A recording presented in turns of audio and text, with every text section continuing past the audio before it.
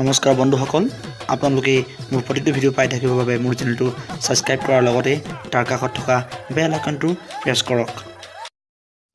খেতিপথাৰত নহয় ৰাষ্ট্ৰীয় ঘাইপথত হাল জুৰিলে কৃষকে। কেৱল মাটি চহুৱাই নহয়, ৰাজপথৰ মাজত জাকৈ জুলুকি লৈ মাছ ধৰাটো ব্যস্ত একাংশ গঞা।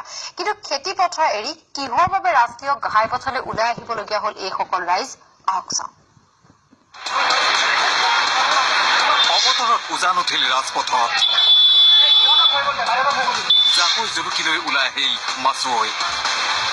গৰুহাল যদি মাটি চহুৱাত নামিল কৃষক। প্ৰথমবাৰলৈ উদযাপন হাল বোৱাৰ মাছ ধৰা উৎসৱ। পথাৰ নহয়, মাৰ্ঘেৰিটাৰ ৰাজপথত আজব দৃশ্য। খেতিপথাৰত নহয়, এইবাৰ হাল বালে বিধ্বস্ত ৰাষ্ট্ৰীয় ঘাইপথত। মাটি চহুৱাৰ সমানে সমানে পথৰ পানীৰ মাজত মাছো ধৰিলে একাংশ লোকে। মাৰ্ঘেৰিটাৰ ৰাজপথত উদযাপিত হ'ল হাল বোৱা আৰু মাছ ধৰা উৎসৱৰ। অৱশ্যে এই উৎসৱৰ কাৰণো আজব। গোটেই অসমৰ ৰাস্তাবিলাক বেয়া হৈছে। এই ৰাস্তাবিলাক বনোৱাৰ পৰিৱৰ্তে তেওঁলোকে কি কৰি থাকে, বিভিন্ন ধৰণৰ উৎসৱ উদযাপন কৰি থাকে। গতিকে আজি আমি ছাত্ৰমুক্তি সংগ্ৰাম সমিতিয়ে এই বেয়া ৰাস্তাটোতে আজি আমি হাল বোৱা উৎসৱ আৰু মাছ ধৰা উৎসৱ উদযাপন কৰিছোঁ। আৰু আমি চৰকাৰক সকীয়াই দিব বিচাৰিছোঁ, যদিহে চৰকাৰে নিৰ্ধাৰিত সময়ৰ ভিতৰত 1 মাহৰ ভিতৰতে যদি ৰাস্তাটো নিৰ্মাণ নকৰে, তেনেহ'লে আমি বহাগ বিহুত আকৌ ইয়াতে ভুই ৰোৱা উৎসৱ আমি উদযাপন কৰিম।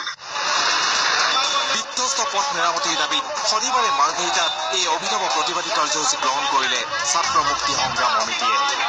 মাৰ্ঘেৰিটাৰ জৰাজীৰ্ণ 38 নম্বৰ ৰাষ্ট্ৰীয় ঘাইপথ মেৰামতিৰ দাবী তুলি এইদৰে প্ৰতিবাদী উৎসৱৰ জৰিয়তে প্ৰতিবাদকাৰীয়ে সকীয়াই দিলে উৎসৱমুখী চৰকাৰক।